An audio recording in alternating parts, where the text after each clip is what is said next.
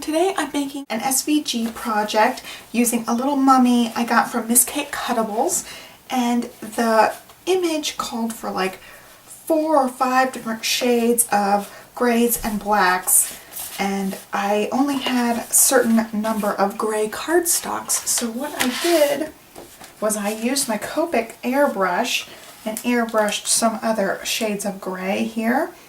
I used 3 different colors. This is C1, C3, and C6. So I've got more grays to work with for my image. In the Silhouette program, I've got Design Studio, so I can open SVG files. You're going to need that if you're using SVGs. I went ahead and opened the mummy file, and it's all one big piece. So I've got to go and ungroup this. Let's see if I can figure it out. I've got to highlight it and then go under Object, Ungroup, and then all my pieces are separate now, which is good. That's what I want. While this is still highlighted, what I'm going to do is click on this right here. It says Open the Cut window, and I'm going to make all these lines cuts. So that way they all cut, otherwise the program's not going to recognize that these are cut files.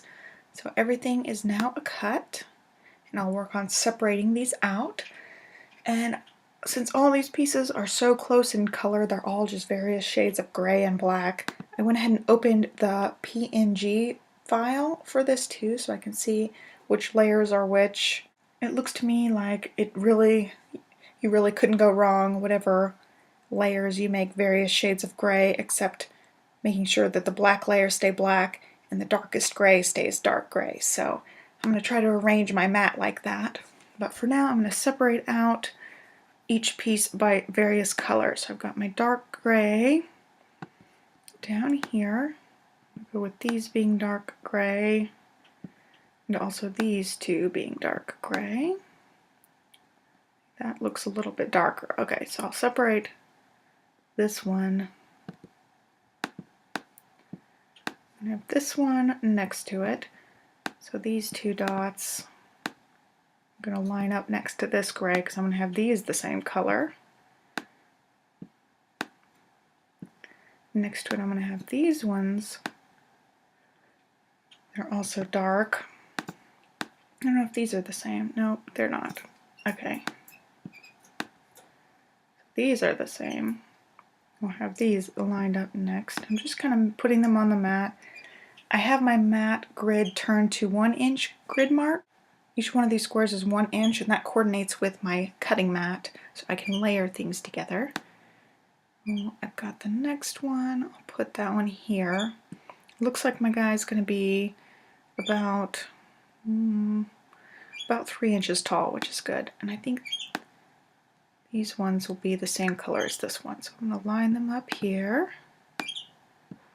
Separate these a little bit. They're kind of close together. Okay. And then next, I've got lighter color. I don't know what color this is supposed to be. I think his teeth are like a yellowy color. Yeah, they look kind of gross. Maybe I'll use a vanilla cardstock for that. This layer is going to be the vanilla-y color. So then I've got all these black pieces and then 2 white pieces. So I'll separate these.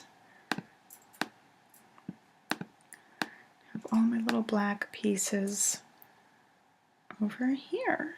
Okay, so I lined it up on my mat, and then I can put squares of cardstock. So for instance, this piece, I know it's going to be 4 inches by 2 inches for this darkest gray. The next gray is going to be 2 inches by 3 inches, and so on. I'm going to have these ones be the same color. I'll just put a bigger piece down here, and I'll show you my mat when I'm done laying everything out. Okay, so I laid out all of my various grays and blacks, and I used vanilla for his teeth.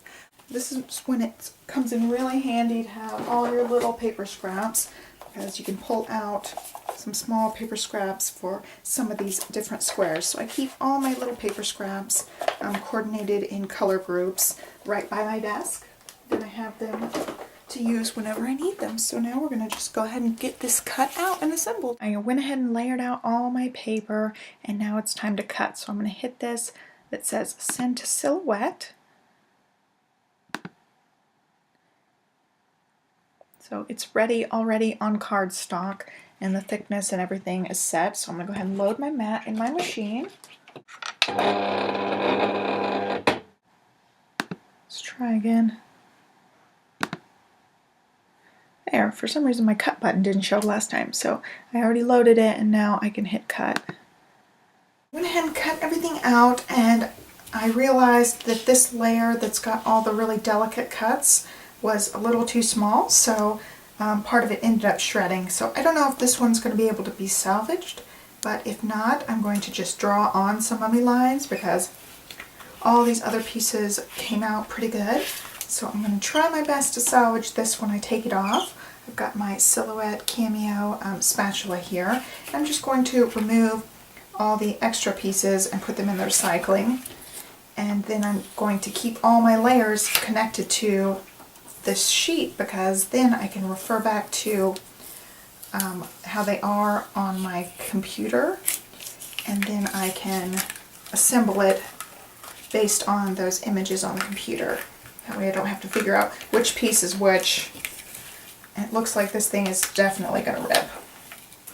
So I'm just going to throw out this whole layer here. We'll draw on some lines so that he looks like a mummy. I'm going to go ahead and speed this up and start assembling everything for you guys so that you guys aren't here forever.